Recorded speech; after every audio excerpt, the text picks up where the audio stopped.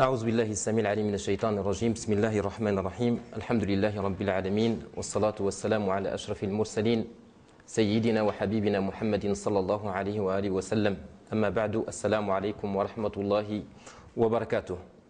Donc Inch'Allah Ta'ala, nous continuons notre cours sur la jurisprudence, sur Al-Fiqh, notamment portant sur le chapitre de As-Salat, c'est-à-dire la prière.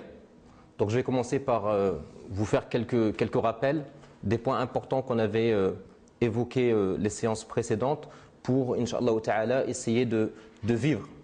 Je vais, Inch'Allah Ta'ala, vous faire vivre autour de Surat Al-Fatiha, Alhamdulillahi Rabbil Alamin.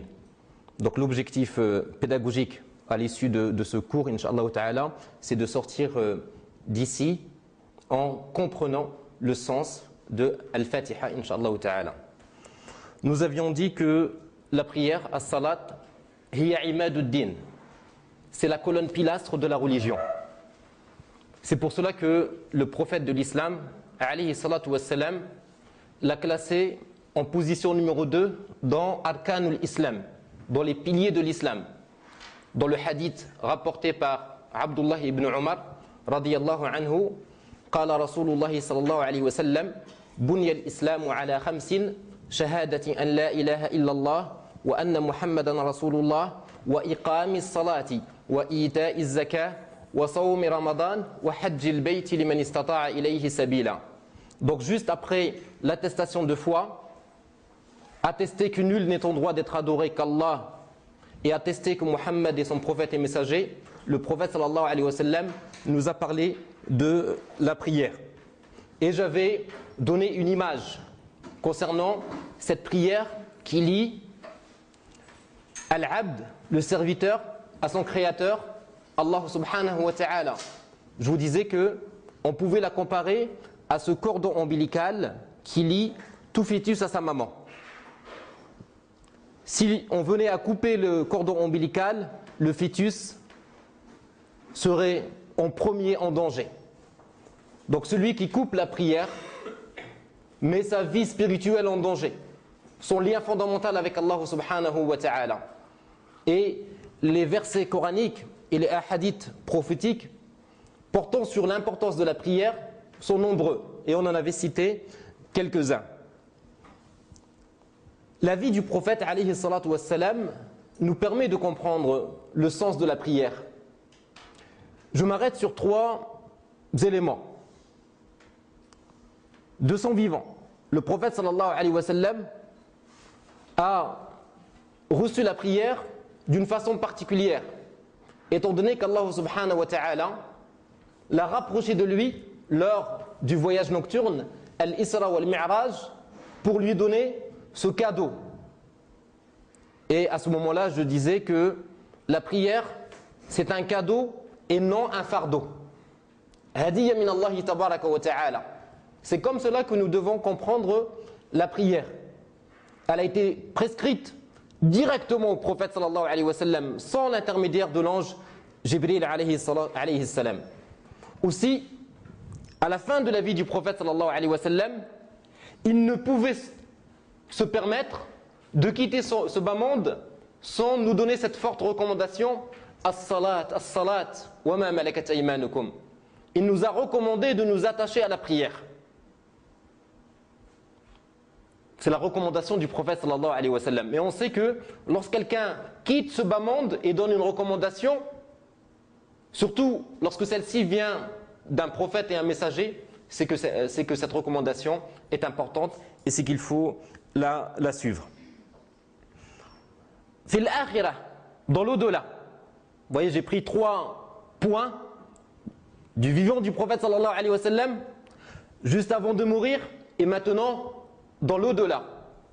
Le prophète de l'islam nous dit dans le hadith authentique: أول ما يحاسب عليه العبد يوم القيامة الصلاة فإذا صلحت صلح سائر عمله وإذا فسدت فسد سائر عمله.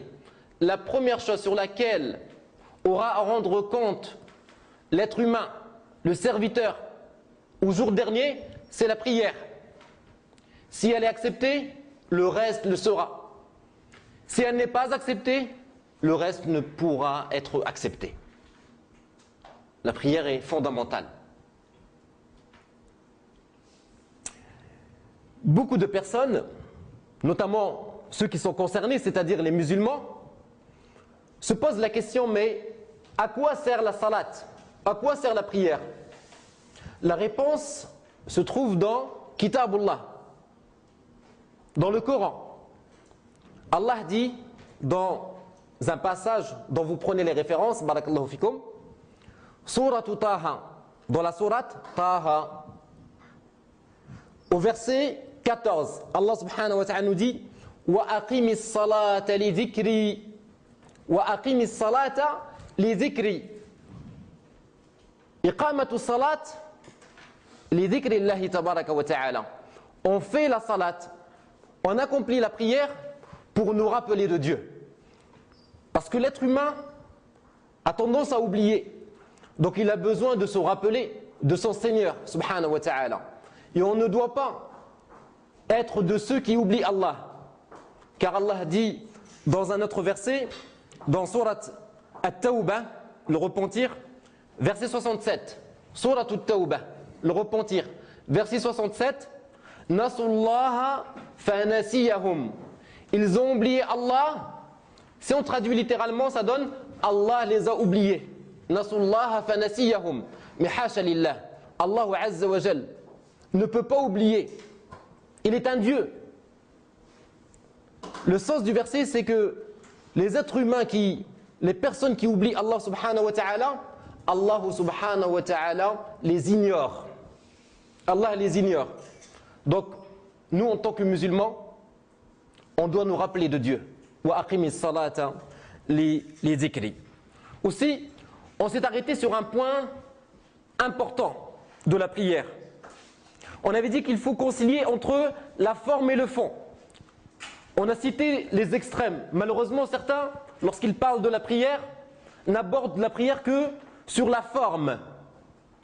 Al-shakl, al-zahir. Et ces gens-là se soucient peu du fond de la prière, l'intérieur, l'âme de la prière, le cœur de la prière. Lubbu salat, yani al-khushu', le recueillement. La présence du cœur, hudur al-qalb. Et on a d'autres qui, sous prétexte qu'ils sont dans le cadre spirituel qu'il faut travailler l'intérieur, oublient l'aspect extérieur. Ils n'accordent pas d'importance à la façon de se tenir debout, à la façon de s'incliner, à la façon de se prosterner, à la façon de mettre ou de positionner ses mains. Nous leur répondons par quoi? Nous leur répondons par la parole du prophète sallallahu alayhi wa sallam dans le hadith authentique. قال صلى الله عليه وسلم صلوا كما رأيتموني أصلي صلوا كما رأيتموني أصلي. Priez comme vous m'avez vu prier.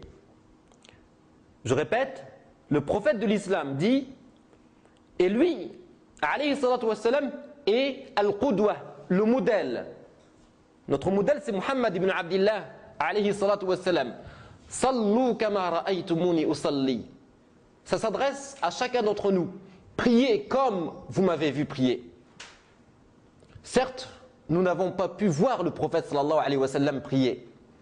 Mais les compagnons, as-sahaba, ridwanullahi alayhim, nous ont rapporté de façon sûre, authentique, par tawatur, de génération en génération, comment le prophète sallallahu alayhi wa sallam priait, car eux l'ont vu.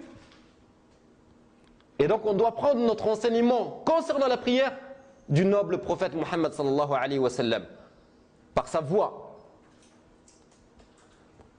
Et j'évoquais l'importance de s'en remettre au Coran, al-Qur'an et à la Sunna, la tradition prophétique.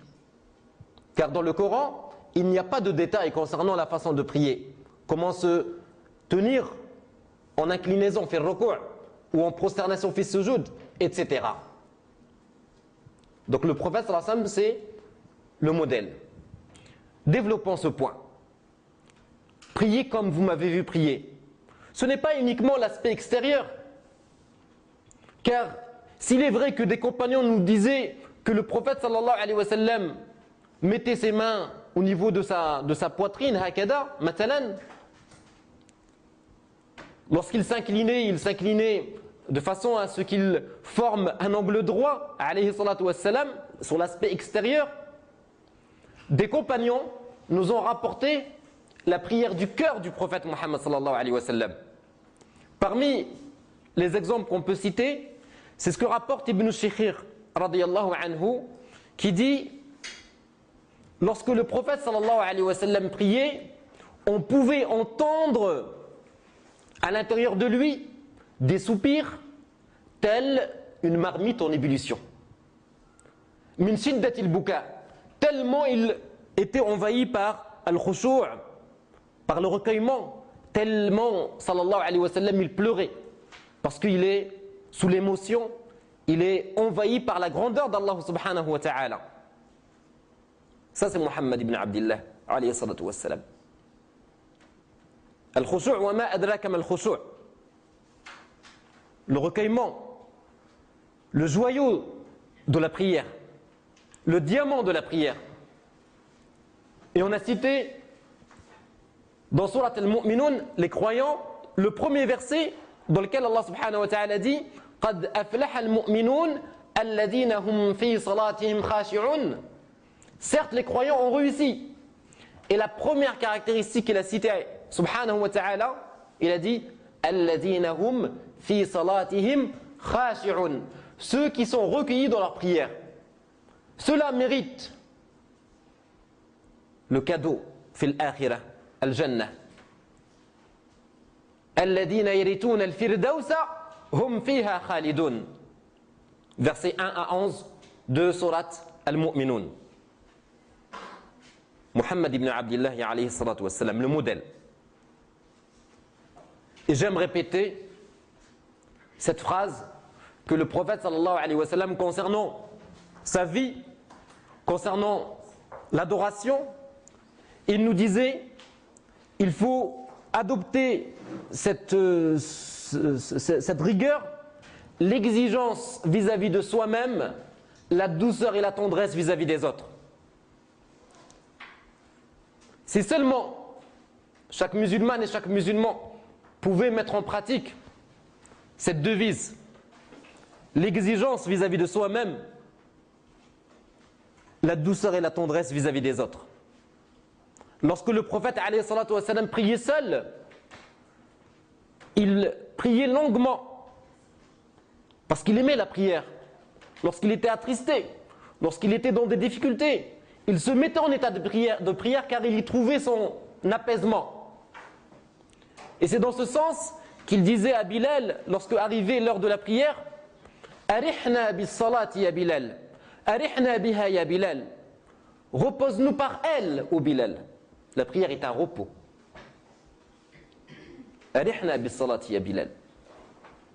Aïcha disait: il arrivait au prophète sallallahu alayhi wa sallam de prier longuement la nuit, au point où ses pieds se fissuraient.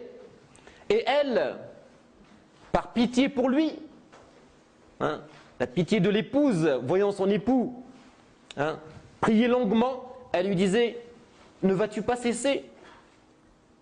Allah t'a pardonné tes péchés antérieurs et postérieurs. ما تقدم من ذنبك وما تأخر. قال صلى الله عليه وسلم أفلا أكون عبدا شكورا. Il a dit: comment ne serais-je pas un serviteur reconnaissant?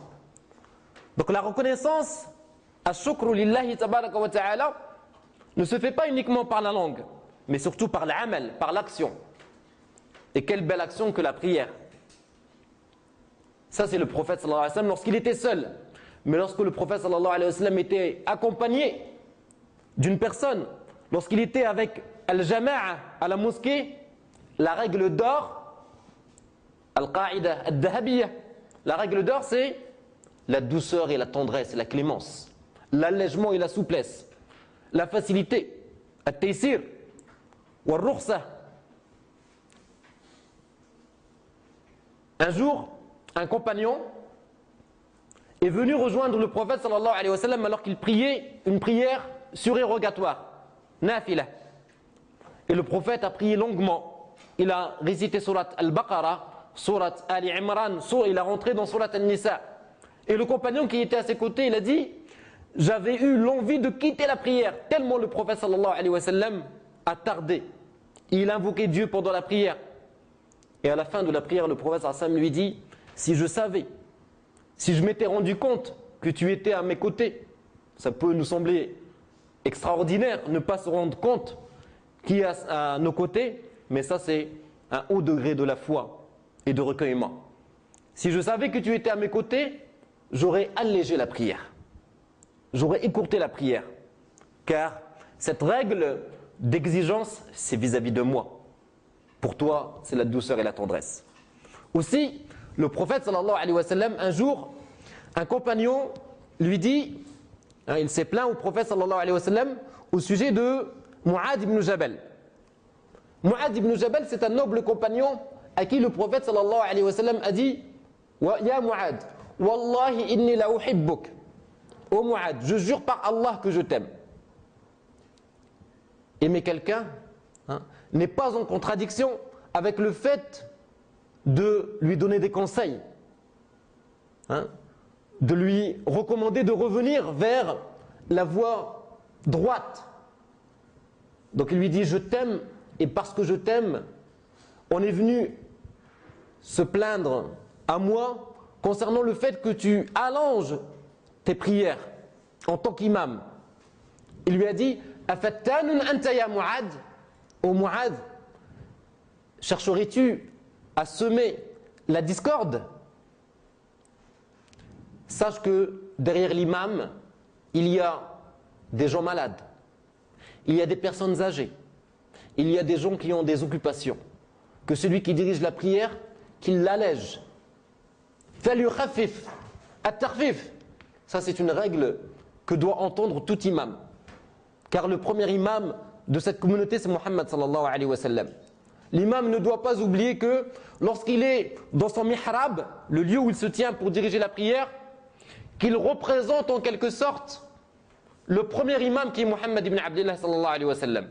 Lorsqu'il se tient sur al-minbar, sur la chaire, pour sermonner les gens, il doit avoir à l'esprit que le premier qui a fait al-khutbah, le prêche, le serment, dans cette communauté, c'est Muhammad sallallahu alayhi wa sallam et qu'il avait une façon de faire.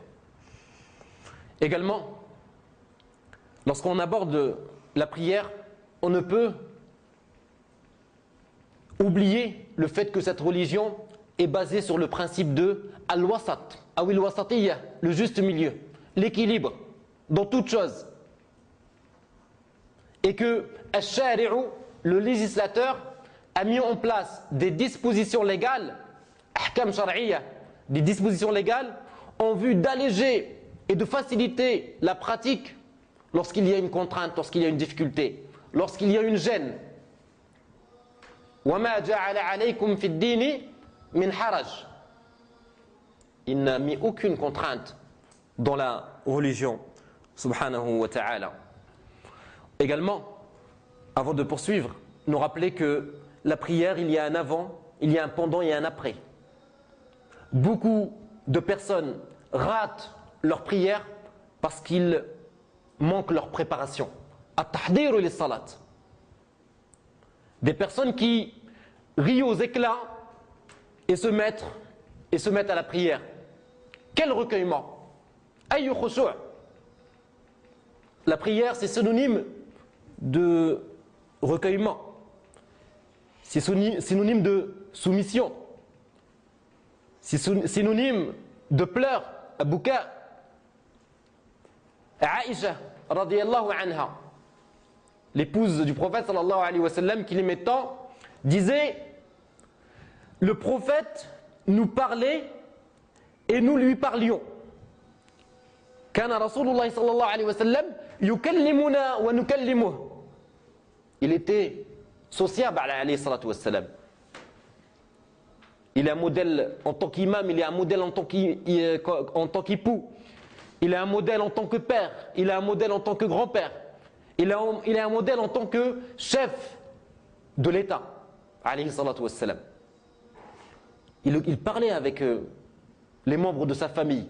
Mais Aïcha précise, mais lorsque arrivait l'heure de la prière, c'est comme s'il ne nous connaissait plus. C'est comme, lorsqu'arrivait l'heure de la prière, le rendez-vous avec son Dieu, c'est comme s'il ne nous connaissait plus, alayhi salatu wassalam. Et passé la prière, il revient au dialogue, à l'échange avec les membres de sa famille, alayhi salatu wassalam. Donc nous devons nous préparer à la prière et nous devons éliminer ce que j'ai appelé toutes les influences externes qui nous empêchent de vivre le recueillement de la prière et de savourer as-salat. Donc une fois qu'on a rempli les conditions de la prière, une fois qu'on a rempli les conditions de la prière, shurut as-sihha, les conditions de validité de la prière, la purification, se diriger vers la qibla, satr al-awra, etc., les points qu'on a cités, on peut se mettre en prière et on peut débuter la prière en disant Allahu Akbar. L'imam Ibn al-Qayyim, rahmatullahi alayh, ce grand savant, nous dit que parmi les clés du recueillement, c'est al-fahm, la compréhension. Je répète, parmi les clés du recueillement, mafatih al-khushu',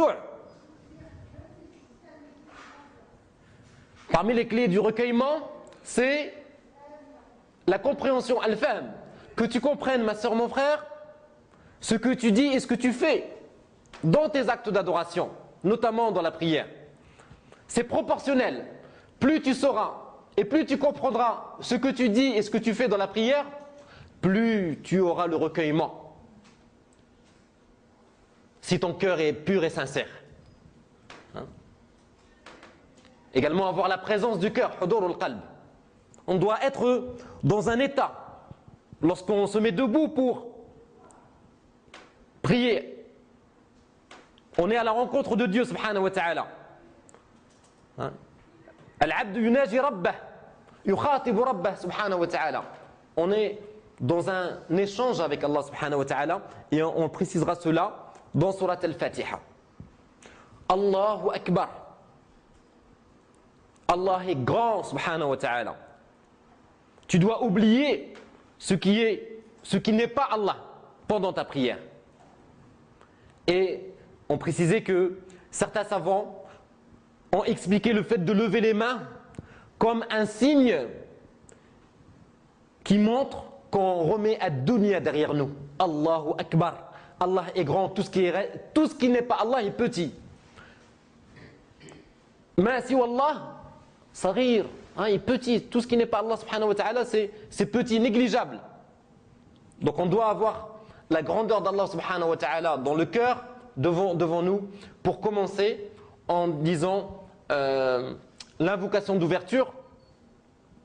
Le prophète sallallahu alayhi wa sallam nous a enseigné après at-takbir, après avoir dit Allahu Akbar, après avoir mis sa main droite sur sa main gauche selon les positions qu'on a étudiées dans le fiqh, et on a cité les différentes formes qu'ont évoqué les ulama d'après l'enseignement prophétique. Il faut commencer par l'invocation de l'ouverture, du'a al-istiftah. Avant de commencer la récitation de l'Qur'an, avant de savourer les paroles divines, on dit Subhanak Allahumma wa bihamdik, wa tabarak asmuk, wa ta'ala jadduk, wa la ilaha ghayruk. Et il existe beaucoup d'évocations authentiques. Si on ne peut apprendre celle que je viens de citer, parce que vous la trouvez peut-être longue, il y en a qui sont plus petites. Et même si vous débutez, si vous ne récitez pas du'a al-istiftah, la prière reste valide. Mais, Inch'Allah ta'ala, dans le support du cours, dans le livret, sur la prière, vous trouverez au moins 6, je pense, 6 évocations azkar que j'ai précisées. Du'a al-istiftah. Après du'a al-istiftah, l'invocation de l'ouverture, on dit A'udhu billahi minash shaytanir rajim. A'udhu billahi minash shaytanir rajim. Je demande refuge à Allah contre Satan le maudit. Et cette demande de refuge est bien entendu citée dans le Coran. فَإِذَا قَرَأْتَ الْقُرْآنَ فَاسْتَعِذْ بِاللَّهِ مِنَ الشَّيْطَانِ الرَّجِيمِ. Nous avions cité les références, hein, vous les aviez écrites. فَإِذَا قَرَأْتَ الْقُرْآنَ فَاسْتَعِذْ بِاللَّهِ مِنَ الشَّيْطَانِ الرَّجِيمِ. Lorsque tu récites le Coran, demande refuge à Allah contre Satan le maudit. Et ce verset se trouve dans Surat Al-Nahl, la sourate les abeilles, verset 98. Hein, c'est Shaitan, hein, qui va venir nous perturber pendant notre prière. Donc on demande à Allah subhanahu wa ta'ala, Rabbul Izza, de nous protéger. Et nous continuons, Inch'Allah ta'ala, après la salat.